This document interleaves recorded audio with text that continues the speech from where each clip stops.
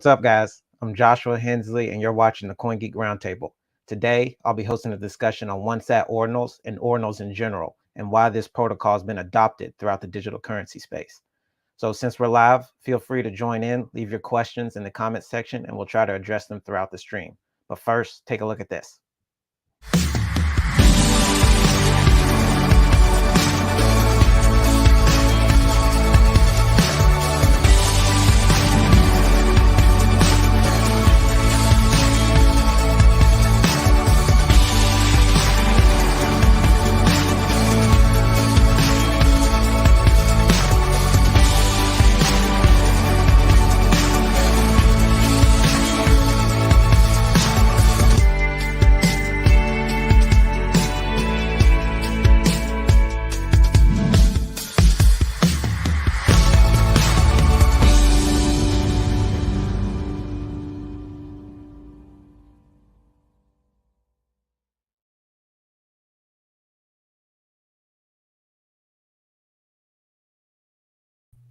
All right, welcome, guys. So first, to get started, we'll have you each do brief introductions. So Nick, could you go first? Yeah, hi, I am Nicolas Ryan Schreiber. I am the co-founder of Aym.World, and we have been developing on 1Sat Ordinals and all BSV Ordinals related things. Jod? Hey guys, just a quick background. I guess I actually first found out about Bitcoin in 2016, and I've been in Bitcoin since 2017. And then more recently, I've left the Bitcoin Association to move on to other things. David? Yeah, I'm David Case. I'm the former chief architect of Fix and Crypto Fights. Been in Bitcoin since about 2017 as well, and pretty much just playing with various aspects of what's going on in Bitcoin these days from all over the map. Yep. All right, so the first question I want to ask is, obviously the Ordinals has basically been dominant in the UTXO blockchains for the year in 2023, year to date. So first I'll ask, why build on the Ordinals protocol? So Nick, let's start with you. So we were building an image marketplace. That was what was always going to be, was always going to have as one of the aspects. And we were going to originally use the Run protocol, but it was abandoned by the creators. And so then we, at the exact time that we were looking and deciding on a protocol, Ordinals came out. Ordinals was blowing up on BTC, so then we thought it would be quite a good idea to bring it to BSV, and so along with everyone else in this room and some other people off camera, we brought it to BSV and it's been working really well. So very happy we did that. That was an awesome decision. Yep. And Jod, I know you've been involved kind of in the forming of the protocol, as well as helping out just on the side and in the Discord and stuff. So from your perspective, why are you involved with this? I think definitely we could talk about the technicals of Ordinals and 1Sat Ordinals, but I think for me what's a lot more interesting is the non-technical aspect of it. Yep. So could you get into that? Yeah. Oh, okay. It's I mean, I think it's more of a much broader than just like the Ordinals protocol, in my opinion. It's all around like an on-chain economy, data on-chain, and to me, like Ordinals, it marked like a spark that set in motion like a snowball effect. And for the past couple of years, it's kind of felt like we've been swimming against the grain, and we finally have some momentum that it's great, and to go to follow that momentum, and overall it's just been really fun. So I think that on its own is enough. Yep. And David, you've been deeply involved with the indexing and kind of providing the infrastructure that a lot of us here are using in our apps. So could you just talk through why you kind of jumped on board with this? Yeah, I mean, some of it was just coincidental timing. I obviously was pretty well versed in the run world, and then Luke Satchmo reached out to me, I don't know, early this year and was like, I need a token protocol that's going to work. And at that point, it was already blown up on BTC, and it just kind of like coincidentally lined up. We started looking at it, and I think kind of the answer of why to build on it is just because it isn't really. I mean, there are aspects of how, like, what you inscribe are protocols and everything like that, but at its core, the whole concepts around ordinals, it isn't a protocol, it isn't anything. It's just Bitcoin. It's just a way of indexing individual satoshis, and it was novel, and it works. And so you don't have to like support any sort of protocols in order to index this stuff. You just need to index Bitcoin. You don't have to create custom transactions. Like, you can do a ton of this stuff just by looking at Bitcoin in a different way. Right. And so one question I want to ask, and this is probably more for David and Jod, is what are the differences between the 1Sat Ordinals protocol on BSV and the base one, the original on BTC? Because, you know, obviously they have different modifications. They have limited script capability. So Jod, let's start with you. Could you just kind of touch on what are the major differences?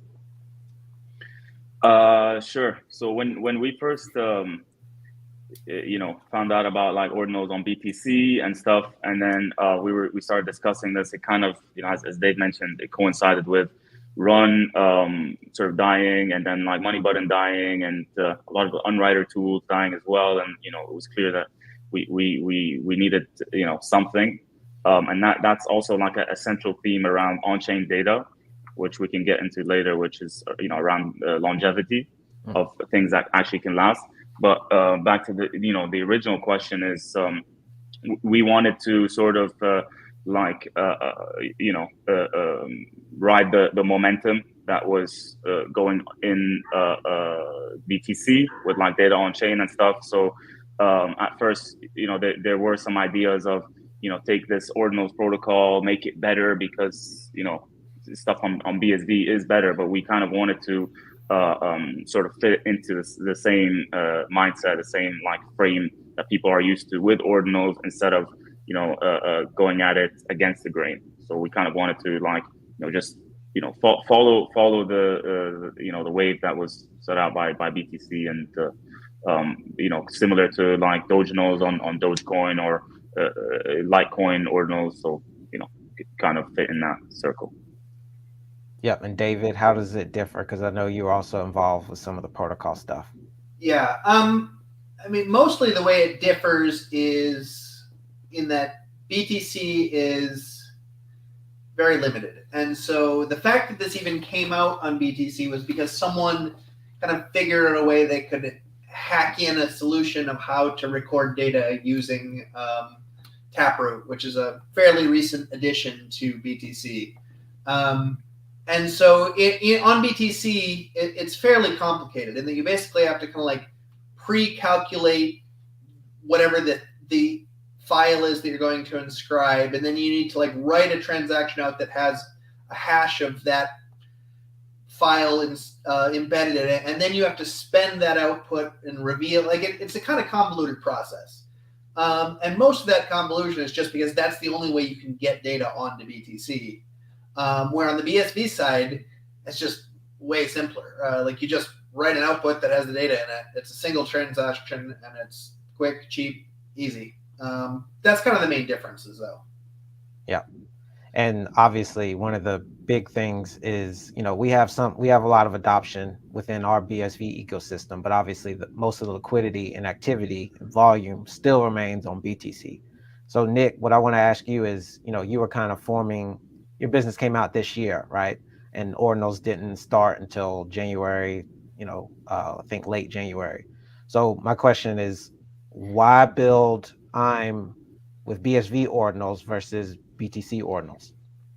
Yeah, I'll answer that question. But first, I just wanted to add to the previous question, which is another reason why 1Sat, why BSV Ordinals are better, hasn't been seen yet, just because we have taken a second to implement everything that's been on BTC. But as time goes on, the fact that BSV has all these other protocols and all these other functions that you can do with the ordinals, that's going to be a big game changer now. Because for now, we've been mirroring them a lot, which has been great and very successful. But there's a point where we are going to surpass BTC Ordinals in every single functionality, and it won't even be close.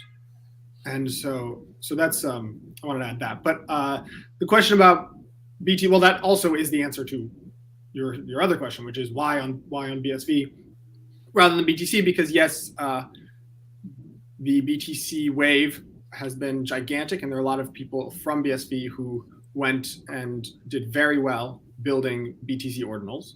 But we're taking a slightly longer term strategy, which is that the BSV Ordinals 1Sat is just going to surpass BTC because it's a much more powerful implementation of the exact same thing without changing anything fundamentally in the protocol. Yep. So let's get into some examples of that. So I know we implemented some of these right when the 1Sat Ordinals launched around March. So for example, map, which is an old protocol on BSV for appending metadata, as well as Ordinal lock, which is the global order book. So I guess let's just go around and talk about which of these kind of additional protocols that mesh very well with 1Sat Ordinals. Talk through some of the use cases and the benefits of doing so. So David, let's start with you. I mean, I guess as far as existing protocols and just existing ways of doing things, I think more than just the protocols too. So going back to Unwriter in 2019, came up with this kind of standard way of defining on-chain protocols, data protocols. And out of that came MAP, came AIP, which is a signature algorithm, and a couple other things. And so, I mean, I guess just from the get-go, the fact that those already existed and we didn't have to come up with, okay, how do we add metadata to these inscriptions? Or how do we, I mean, all this stuff that has just been kind of like percolating in the BSV space for the last 4.5 years is just primed and ready to go. And then when it comes to things like signing data on chain, I mean, there's this AIP protocol that existed before. It didn't quite line up with what Ordinals needed or what 1Sat Ordinals needed. But an alternative was created immediately, and it fits the same schema, it fits the same how do you inscribe a protocol on chain. And so it was able to really quickly and easily just kind of like be implemented, and people in this space very much understand how to do that and how to use it. And similarly, like you mentioned the Ordinal lock, that's a Bitcoin script that I wrote. It's based on something RelayX has been doing for 3 years in BSV of this order lock for run tokens. It didn't completely map to what Ordinals do, but it was really easy to just kind of take that concept, write custom Bitcoin script that allows you to lock up items on chain in a marketplace where someone can just buy them. And again, I think kind of the expertise in this space and the experience in this space makes those kind of extensions to what you can do really easy and really quick. And that's something that we're already doing, things that BTC can't even imagine doing, and we're just barely scratching the surface. Yep. So yeah, one example I think is kind of how BTC is doing collections versus us. And this is good timing because Aym just launched collections and collection minting last night. So, we're using combos of the author identity protocol, AIP, and MAP to basically for people to prove authorship on chain over a collection, this sort of stuff, right? And it's all, a lot of it's leveraging kind of stuff like you mentioned, David, from the Unwriter days. So, Jod, could you just give your thoughts on this? Like, which protocols do you see kind of working with it, and what do you think can even be done that's even cooler moving forward? I think it kind of started off at first just copying some of the stuff on BTC, but I don't think that's like, moving forward the best idea.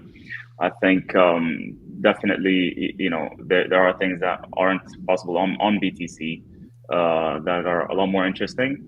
And at the same time, like, we shouldn't shy away from using some of the stuff that are on BTC, the way they are on BTC kind of thing.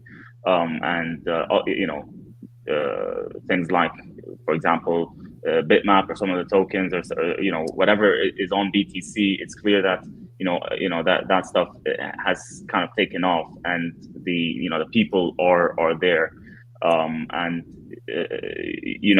this is it kind of like it can show us like where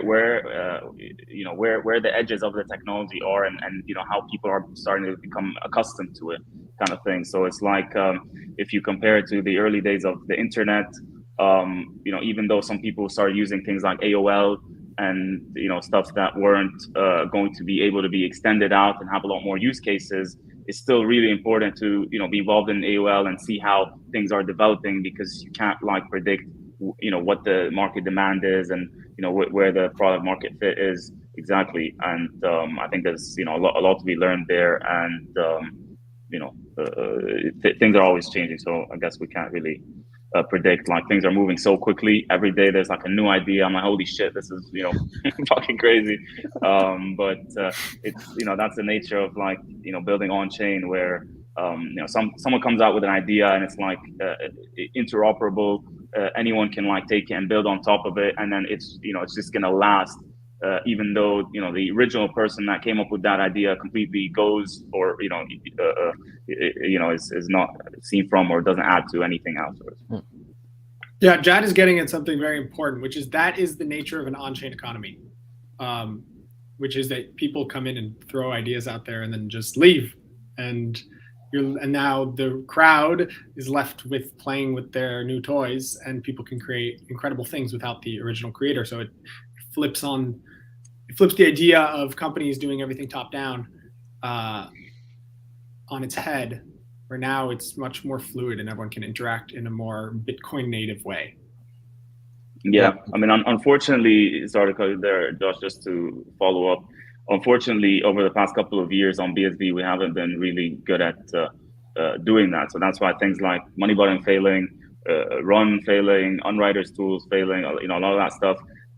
We had to go back to the store and rebuild a lot of those tools and stuff, which is kind of like Web 2-ish, instead of building on chain and in a way that things can last. Yeah, that's also the BTC guys recently have been pretty good Bitcoiners. I mean, they understand how to think in a Bitcoin native way, and so everyone in this group thinks in that way and acts in that way. And there's a bunch of other people in 1Sat, in 1BSV Ordinals that think this way too. And also there are more and more every day, which is wonderful. And it's like, once you get it, you don't go back, because it's a big mind shift in how to build on Bitcoin and to use it, even if you're not building yourself. Yeah, and as soon as two people, like the minimum threshold is two people or entities going off in that direction, and then it's just like no one can compete after that point. It just takes two. We haven't been able to do that on like BSV for the past couple of years for reasons we should not really important right now. But as soon as you start building in that way, it's like from 0 to 1. Yep, and Nick, I want you to kind of elaborate with Aym, because I think that's the best example. I mean, I think so far it is the most complete kind of wallet / marketplace that we have, yet you are a newcomer to this space, and Aym has implemented all these things: Ordinals, Ordinal lock, map with the data, putting the data, the collection stuff, signing, so somewhat of an identity solution. Can you just talk through, well, one, kind of, obviously you've been moving so fast, how easy was it to just pick up those things because they are on chain and just kind of run with it? Well, thanks for the praise. We couldn't have done it without the team, and David is very, very crucial to this team amongst others. And I mean, I think being new to the space myself allowed me the luck and the lucky position of not knowing what came before in the BSV space. And so it just seemed evident that things should be a certain way. And so then we just started building them that way rather than think about what people had been doing before. So yeah, we've been implementing Ordinal lock, as you said, and all sorts of other features. We just put out collections basically last night, today.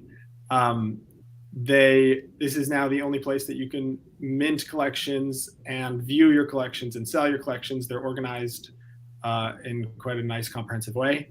And so we see collections blowing up also in the next couple of weeks, because these are on-chain collections. So even on BTC, this is an example where we've already started to take exactly what BTC did, but then just make it better.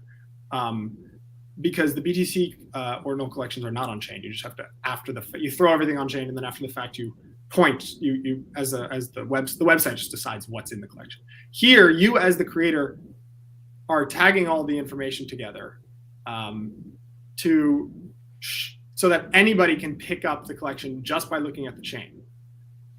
So it's a fully Bitcoin native way of doing it. It's the best way of doing it. And I know, Joshua, you with all your awesome collections, you've been clamoring for this for a while. So we're just doing it for you.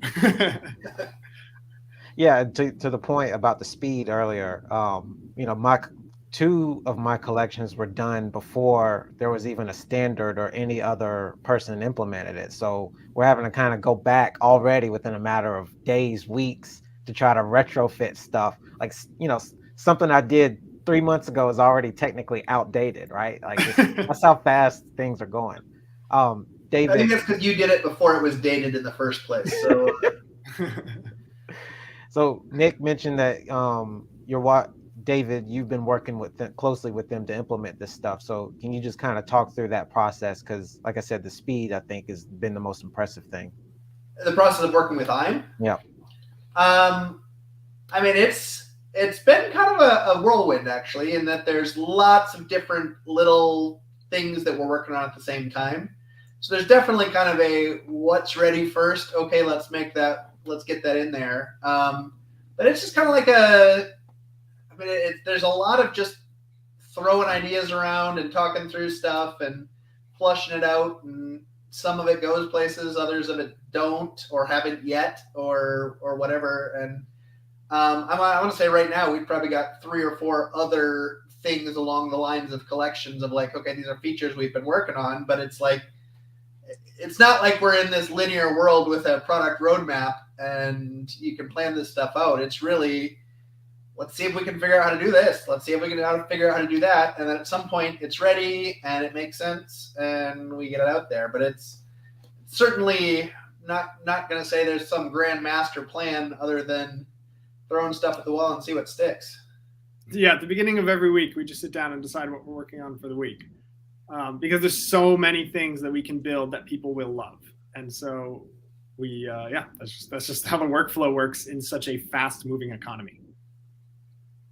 Yeah. All right. So let's take a question. I saw a pretty good one from Alex. So what is Ordinal lock? So Jod, do you want to take that one? Sure. Maybe David would be the better person, but I can go for it. Like I can talk about like the non-technical aspect, and then Dave can talk about So Ordinal lock, what it allows for is like a global marketplace where the marketplace is essentially on a layer on the blockchain and a neutral layer, and then anyone can create their own front-end marketplace that gets the same order book from the chain data, basically. And this is like a huge paradigm shift where I think it's it can be extended to so many different things, where you have this neutral layer of data where you could get information from, and then you have like front end, so kind of treating the Bitcoin blockchain as like a back end, and then you have different front ends for that data.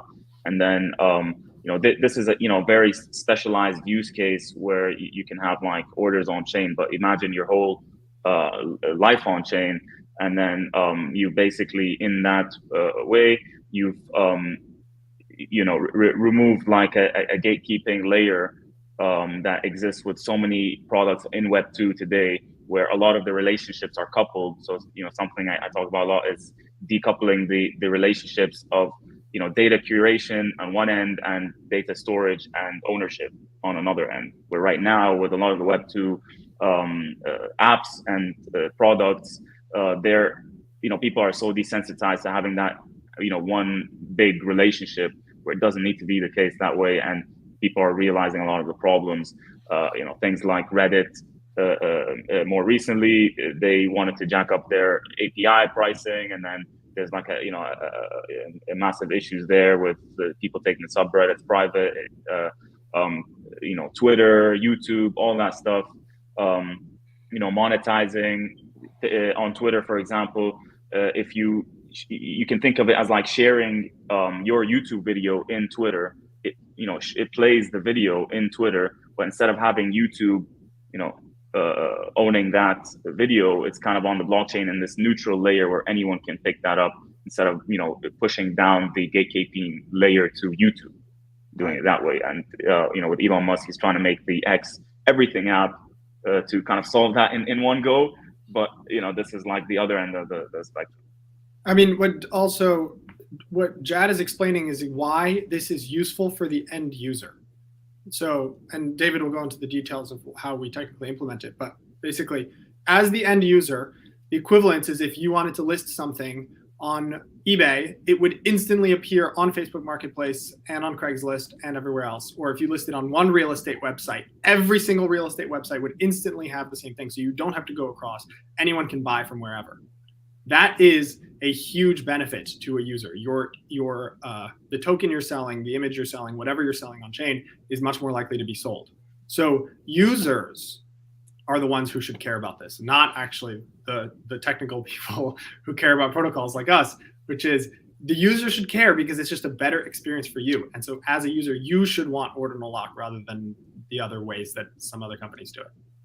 Yeah, and that doesn't exist on BTC that you like, or anywhere else, any like centralized exchange. If you want to create like an order, you need to list that on every single one of the exchanges. Like if you want to list your NFT to be sold, you have to put it on OpenSea, on Magic Eden, on whatever. And then with this way, you could just use any front end, list it, and then it will show up on any one of the other marketplaces. Actually, it's interesting because at its core, I mean, the whole concept of decentralized exchanges has been around in the Ethereum world for a while.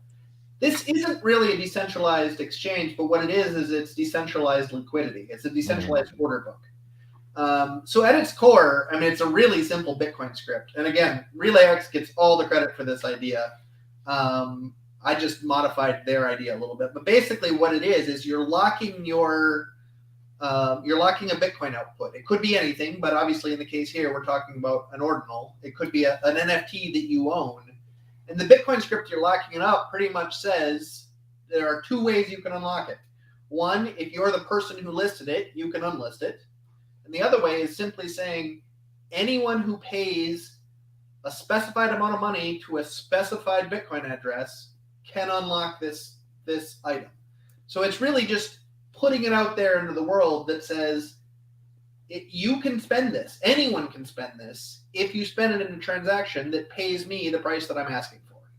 And that's it. And so therefore, the exchanges that are who are like indexing this stuff and surfacing it to you are still centralized, but they don't have any control over doing anything with the inventory that anyone else doesn't already have, which is I can buy this or I cannot buy this, and that's it. But so the exchange is just kind of like the surface. It's the bazaar. It's the marketplace where people are selling their wares, but the wares themselves are locked in and of themselves. The exchange doesn't really. I mean, the exchange can choose not to show it, but that's it. That's all the power the exchange has on it. They're not involved in the financial transaction in any way.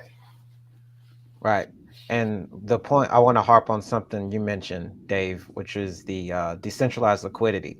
And also the example you just gave, Nick, was the real estate, right? Like no one who's listing their house would only list on something like Zillow, right?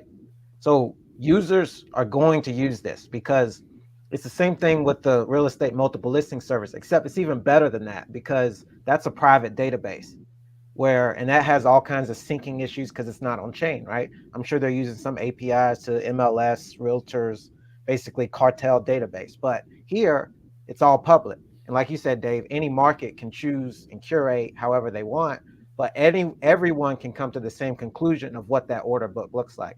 So a user is not going to just, oh, I'm just going to list on some Web2 site. No, because they want a sale. They want to make money. So they're going to list it here and it's going to propagate instantly. And the marketplaces want to show up because they're going to take fees, which is something they can do, right, without affecting the sale. Is they can, and the seller doesn't get a haircut either, right? Because they have to get paid whatever they said in that script. Yep. So yeah, I think, you know, I'm looking forward to this getting more adopted. And, you know, plugging here, obviously, if you go to Aym.World, if you go to my site, morning.run, if you go to 1SatOrdinals.com, you see the same list, same orders.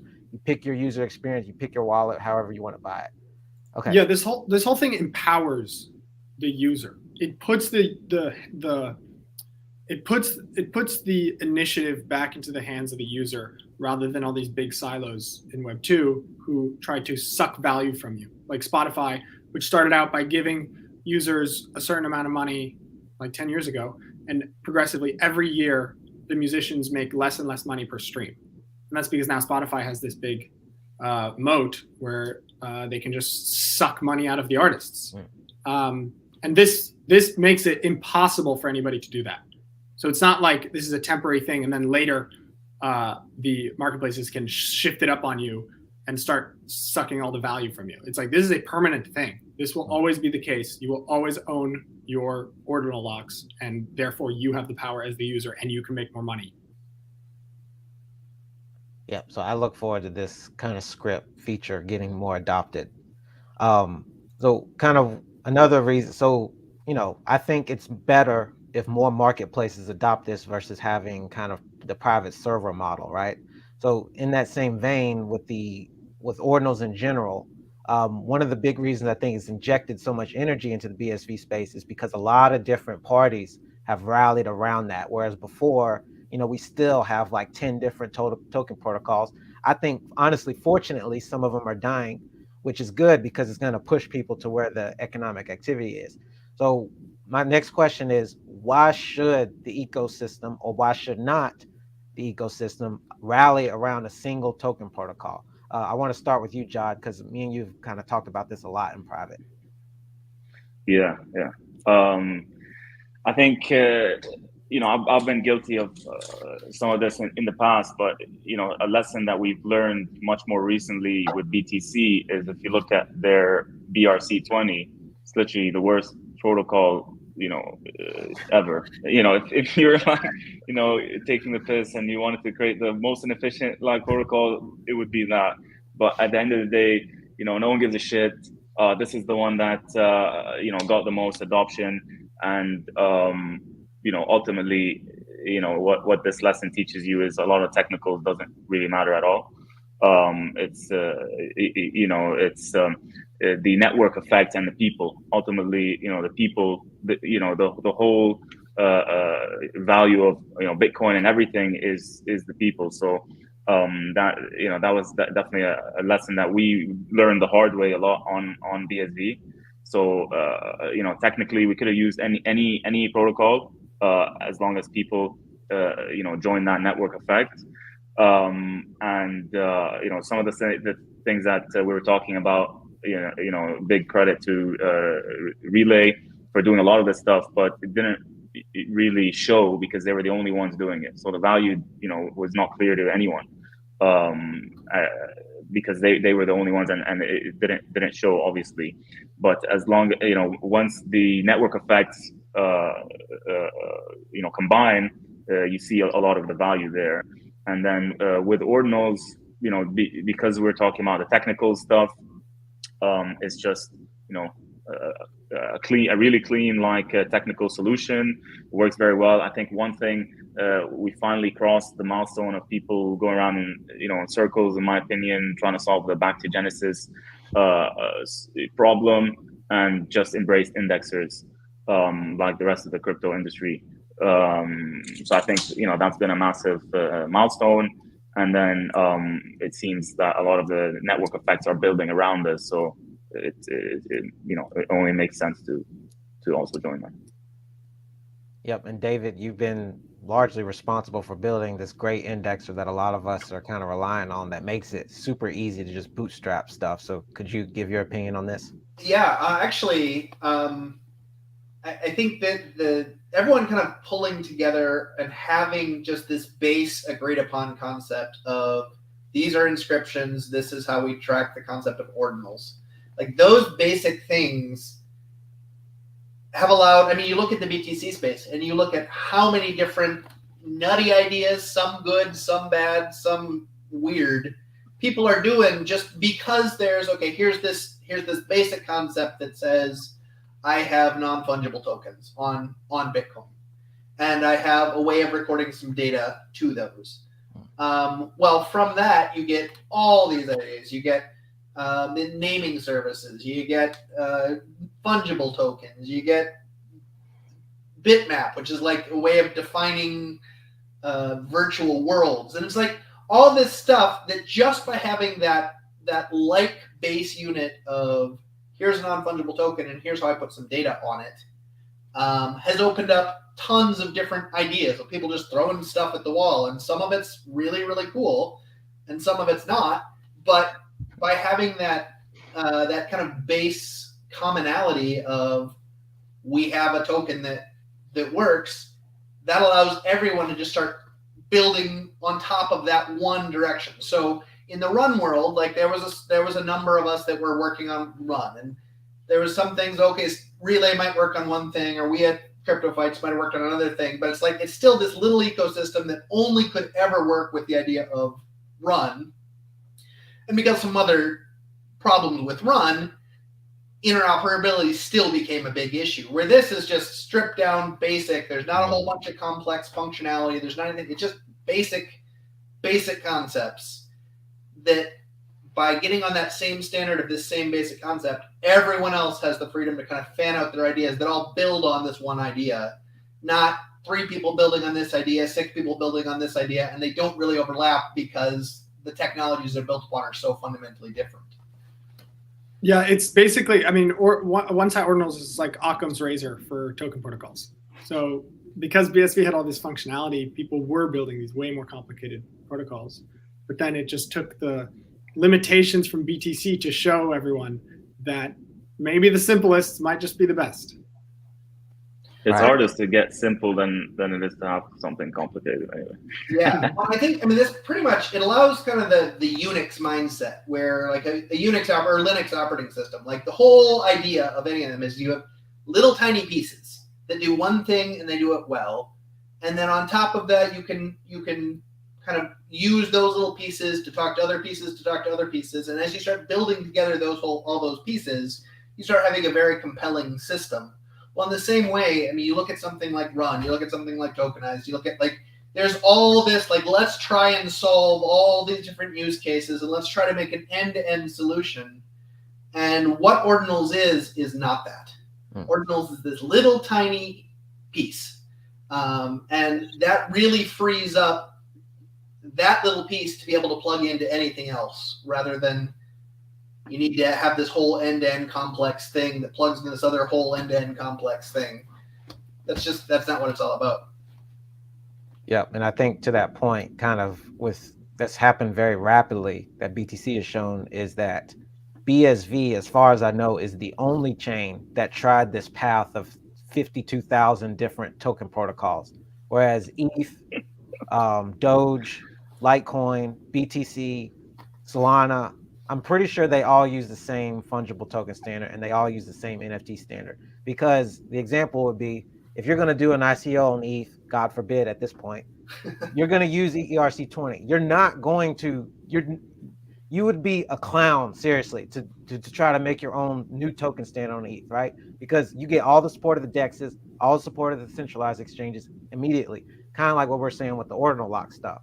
So, I know people are going to disagree with that, but the reality is the coin price is $30. everybody else has way more liquidity. And I think that's a big reason, is because you have everyone moving in the same direction, right?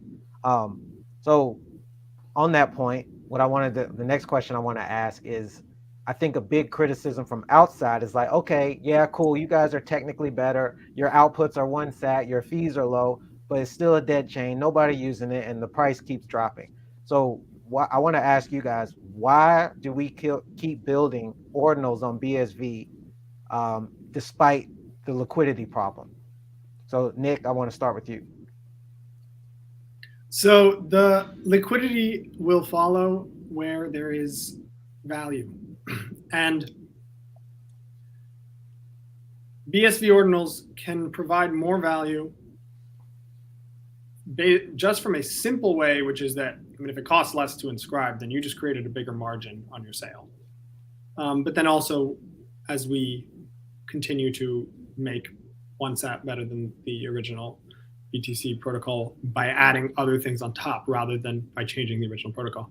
And so that doesn't really concern me at all, because the reason people don't use it is usually because it's not good enough. And so the moment that we just start being better, which we are basically starting to do as a group, then people will follow. I mean, people just like using products that work and that provide them what they need. And so now that we're really starting to do that as a collective in the BSV Ordinals world, I see that following very quickly. I think it'll actually surprise people how willing users are to move over and spend more energy and attention on BSV Ordinals. I think it'll surprise people by how easy it is to use, and they'll just get it.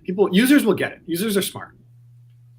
I think in a lot of ways they already are. So there's this interesting thing that's happened in kind of the ordinal movement on BTC, is that it isn't really the ordinal movement on BTC versus the ordinal movement on BSV. Like, ordinals is kind of its own cross-chain thing. Mm-hmm. And there a lot of the dogma that says this is how this must be done, and number go up, and like, I mean, certainly there's some number go up going on, but like the whole dogma of Craig's a scammer or blocks must be low for central, like it isn't like that. At this point, it really feels like there's just kind of this open canvas that you bring the tools that work. And in a lot of ways, I mean, I think there can be even significant interoperability between the chains. I mean, everything is ultimately identified by a transaction hash.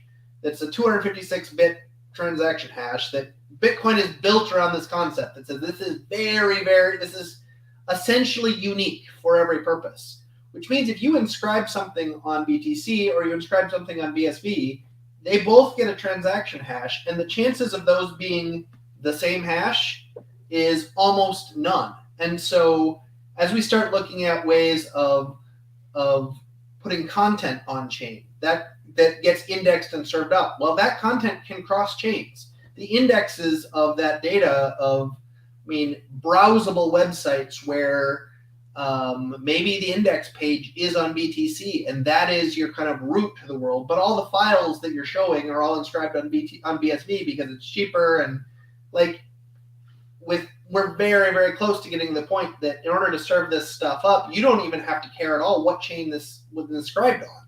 The indexers can just cross all those chains and pull all that data together. And so we start getting to this point where the ordinal ecosystem is kind of, it's a different dimension than what chain things are on. Yeah. The ordinal people we're nomads. I mean, I have many conversations with everyone in this room about BTC things. I mean, we talk about it all the time, and we use it, and it's because Ordinals has transcended, proof of work Ordinals has transcended across the proof of work chains rather than being siloed in any specific one. Yeah, and yeah, exactly. Anyone like getting really religious about it is just like really cringe. It's like a lot of people act like Mormons, around this whole topic. It's like just get a life. But just to follow on in that point, I want to reiterate what Nicolas said. Like, definitely, if there's value there, people are going to jump through hoops. We've seen it like time and time again. Like there was this one game in the Philippines or something, I forgot, on a blockchain, and people were, jumping through hoops. Even a friend of mine that I know she barely knows how to use a computer. She managed to buy like Dogecoin. I was like, how the fuck did you buy Dogecoin? So as long as people can see there's value, they're gonna jump through hoops to get it. And let's take a couple questions. So I saw one about indexing. Okay, so can you explain more about indexers, maybe what it is and why is it needed? So I think Dave, you're best to take this one. Yeah, so I mean, when you write information to the blockchain, like the Bitcoin nodes essentially store data two different ways, by a block hash and by a transaction hash. And that's it. That's all that a Bitcoin node really can surface up to the public.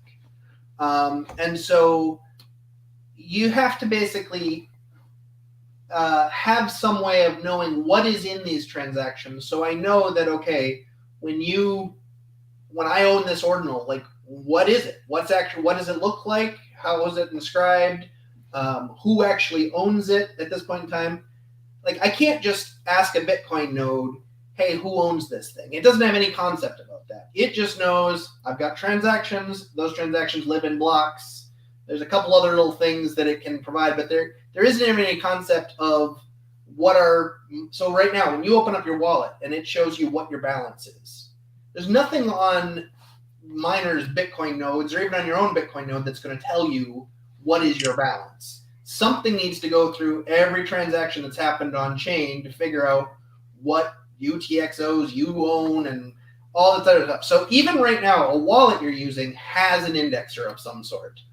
Or, well, we'll get into the peer-to-peer, keep track of your own trends. There are other ways, but in anything that's going to be make sense to different users without them knowing everything about you, there has to be some centralized places that kind of like collect that information and serve it up to you. So if I've got a transaction ID, or if I want, for instance, the collections aspect that we've got, if I want to figure out what on-chain, what ordinals are part of a collection, well, those are just data that's written into the transaction that says, hey, I'm part of this transaction right there. But without going through without an indexer, you'd have to literally go through every transaction that's ever existed on chain to find out which ones are part of this collection. Right. Well, the indexer just kind of does that as the blocks are being mined. It basically quickly looks at every transaction, just glances. Is this something I care about? If it is, then I take it out. I do more processing on it. I say, okay, this looks like it's an item in a collection. Well, let me then, in a database that's built around collections, it'll say, okay, here's this collection and here's this item of the collection. And so now when someone goes to look up and say, what items are in this collection, you just query that database. You're not like scanning the entire chain for everything that's there. It's kind of like it's a localized cache of what's happened, but with just the information that you care about identified. So and anyone can run the indexer and they would have the same state. That's like the point. Right? Yeah. So the pushback I was going to give, which, I'm just being the kind of crypto bro, is that, well, isn't that centralized and introduces trust to the system? So what's the response to that? Well, I mean, a lot of it totally depends on what your use case is. If you're talking about things like BRC20 or BSV20, which is the BSV equivalent of just this fungible token standard, you're putting a lot of trust in a centralized entity, and that may or may not be a wise idea. But for protocols that are built, you can absolutely have things that are built that they can be validated not by looking at the entire chain of data and everything that's happened, but everything contains actual pointers to specific transactions. So you can have use cases where all that the indexer is really doing is giving you pointers to go find the transactions to validate yourself that the indexer has the right idea. And I think in kind of the ideal world, that's how these things need to be built. All the protocols and everything need to be built in such a way that you can actually, like what you're getting from the indexer is just pointers to information for you to go find and you to go validate yourself. I don't mean you as a person has to go and calculate hashes. And I mean, you can run your own version of the system that's got the own transactions. Everything that we're dealing with is a transaction where it's identified by a hash of the data. So if you ask a server for data and the server gives you the wrong data, you can just, by the definition of what a transaction ID is, validate that the data the server gave you is the data that you requested. And there's a lot of those kind of checks that can kind of like be built in. But depends on what the protocol is, how complex that is. And especially on BSV, which is designed to scale massively, there's always going to be some trade-off in that it really is not going to be practical for an individual user to validate the entire chain. But if you can get something that kind of narrows an indexer that just narrows down the data that you need to care about, and then you can still do all the validation on just that much narrower, smaller data set, then it isn't necessarily that this is a centralized thing at all.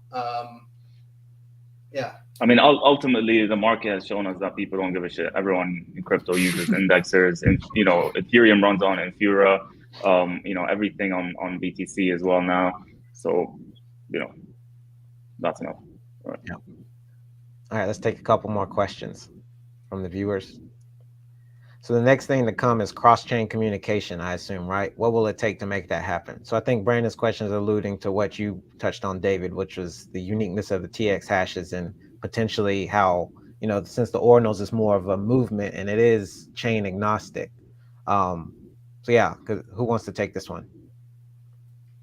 I'll take it. So because it's everyone in Ordinals is the nomadic type, people will start to realize that some of the other Ordinals systems, whether BSV or BTC or Doge or Litecoin or whatever, have things that they want to use, and they're more familiar in one of the chains. And so people will, right now, all of them kind of mirror each other, but that will change over time.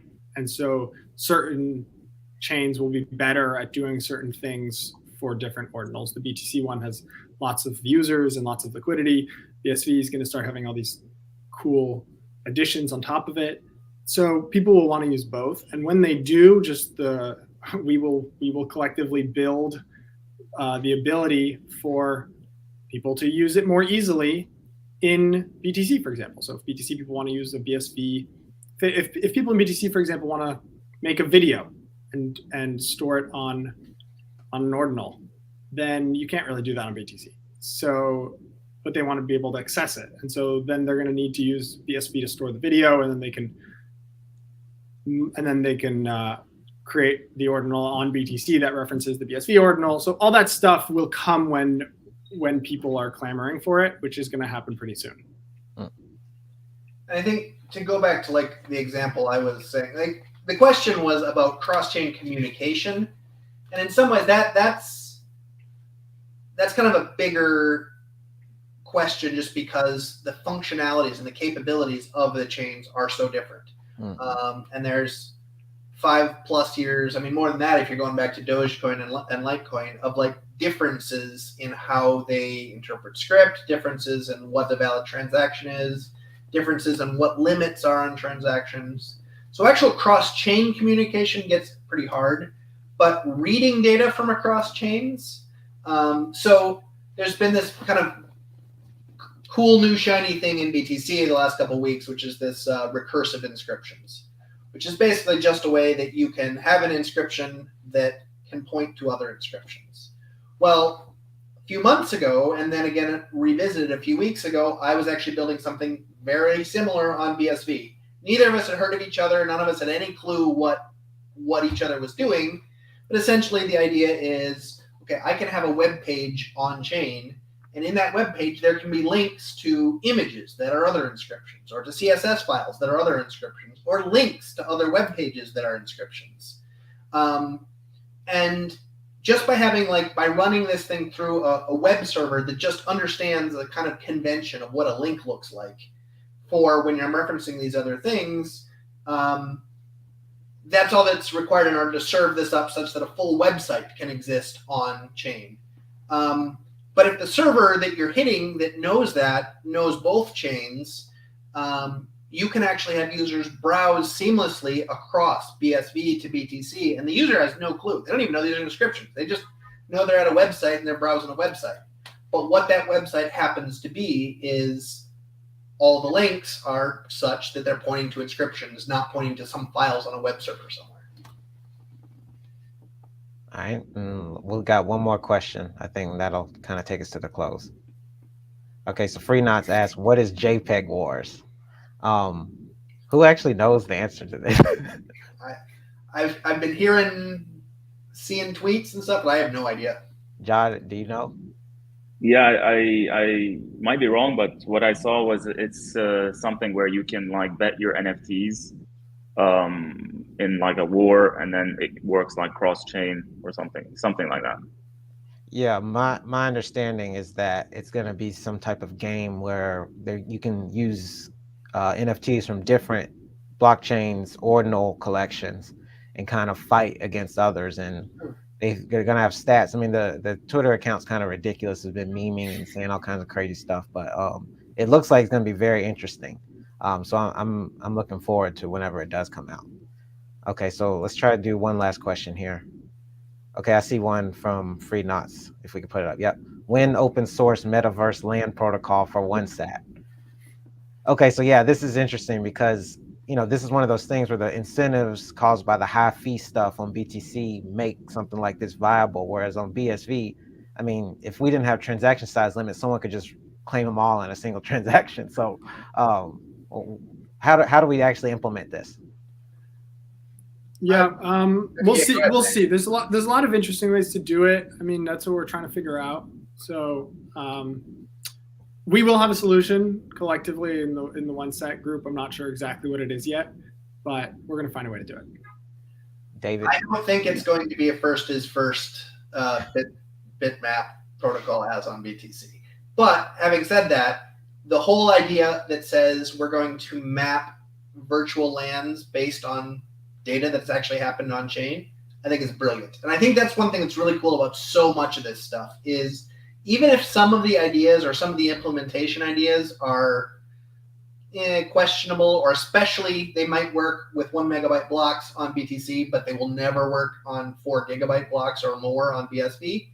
But the idea that says, oh, by looking at something that was inscribed on chain and seeing what block that was part of or what transaction that's part of, and that transaction or that block have their own data that says, okay, here's the transactions that were in that block, here's how much money there is, we can use that to derive a virtual world. That's brilliant. And like that insight, which no one else had, can lead to many other different virtual world ideas that just take that little grain of wisdom that someone came up with, whether or not it's well implemented or not. Yep. Yeah. Go ahead, John. I wanted to also add my opinion there. This is something we've been discussing internally a lot with people here, Luke as well, definitely. I think obviously we can't just copy some of the stuff on BTC. There's no real value there. But more recently, the idea that we've been tending towards is the same way things started with VR, right, in metaverse, and then afterwards sort of tended towards more of a augmented reality, mixed reality kind of thing. I think the same way things are going to tend towards a mix of geolocations and like a virtual layer on top. So the initial motivation with Bitmap was all of these companies are creating their own metaverses, and they're all going to be like walled gardens of stuff, and they wanted like this neutral layer, which obviously there's a lot of value in that. But if you kind of take that to the next level, there is kind of something already exists as a neutral layer, which is the globe already. And then if you can mix things out, that's why a lot of Apple Vision Pro or whatever is more of a mixed reality experience, where that's kind of where things are tending, in my opinion. Yep, and I think the bitmap thing is kind of another example of the community rallying around a single protocol, regardless of its technical flaws or whatever criticism people have. the reality is it's gotten more adoption than I think any metaverse, anything, in a matter of like days. Okay, so this was a great discussion, guys. Thank you for joining us.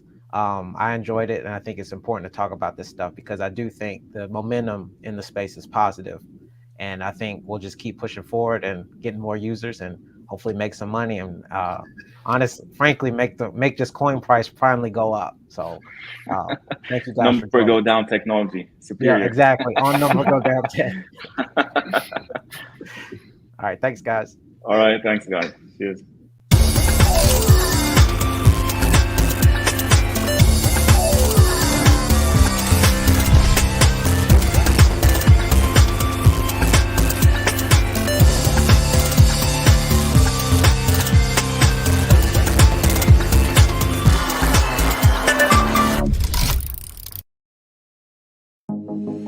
Bitcoin mining, Bitcoin wallet, blockchain, stablecoins, MetaNet, the evolution of money.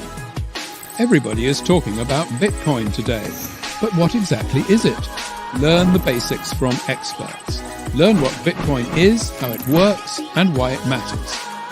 Bitcoin 101, your ultimate guide to the fundamentals of blockchain.